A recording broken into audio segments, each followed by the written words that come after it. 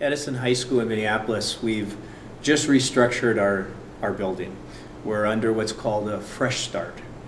And it gives us an opportunity to look at our practices and adjust the things we need to be more effective with our students.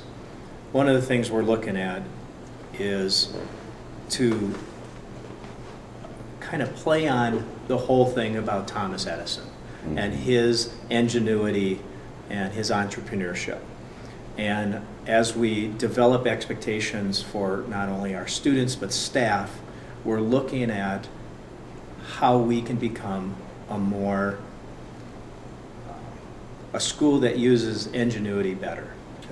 Looks for innovations, looks for not only innovative ways to teach, but also helping our students become more innovative and find a reason to be part of the future. We see that our students really have a hard time grasping where they might want to go, how they fit, and thus why should I be working so hard on my English or my math or whatever. But by helping them think about the future and think about how they might fit, and look at ingenuity and look at it creatively.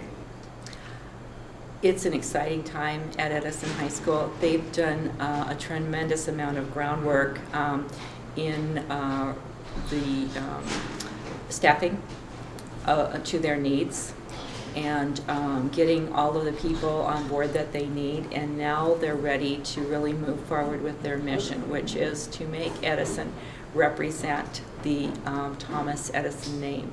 A school of innovation, one that students flock to and want to be engaged in, that's a good citizen in their community, and where adults and community members feel very at home in that school and supportive of it. So it's a really interesting time. The support that they're getting from the University of Minnesota through the Leapfrog program has been has opened eyes, opened minds, shown them possibilities as far as things that they could be doing, and broken loose some old thought patterns.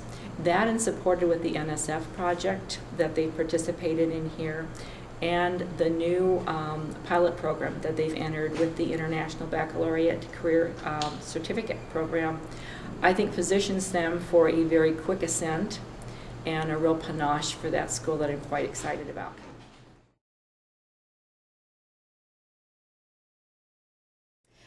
So we're starting to think differently about how we prepare students for their future, for what they need to get out of high school, and thinking about students as co-creators in their learning, and designing opportunities that let them be creative and put their interests, their cultures, their backgrounds, and what they've learned in previous areas into what they're doing in any particular class.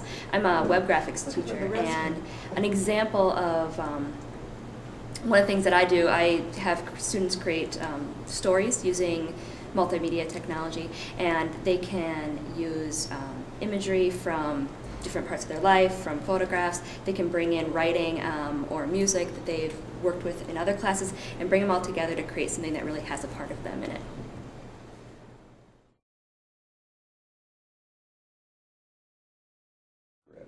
Well, as we're starting to think about how we're going to go forward, and through this week we've kind of developed some preliminary plans with how we're going to start to design educational experiences for students in a different way.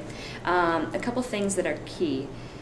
I'm thinking about how we're going to work with the staff to have professional development surrounding how to create these kind of educational experiences for students, problem-based learning, how to integrate more technology into the classroom, not only as an instructional technology, but as students use technology as a resource in their learning activities.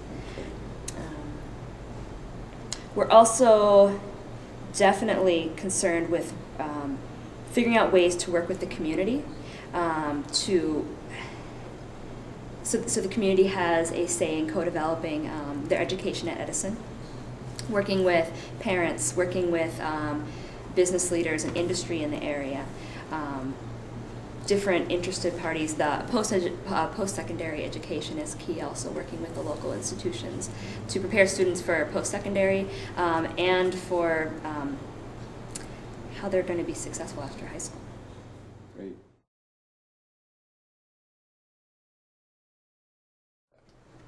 The STEM focus, science, technology, engineering, and math, is a huge national movement, and I think that strongly supports this, bringing those academics together with those applied classes and valuing both of them and having them work together instead of segmenting things out into silos. Looking at competencies and the ability to actually do things, as well as the assessments and testing, I think is a step in the right direction.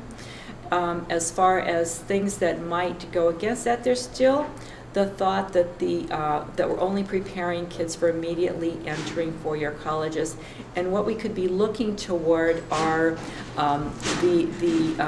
getting connected to colleges and taking classes now, but also looking at where else in the community they could be learning. And so it doesn't always have to be right in a building. It can be working very flexibly with a variety of colleges and work experiences to pull together a program that would be truly innovative.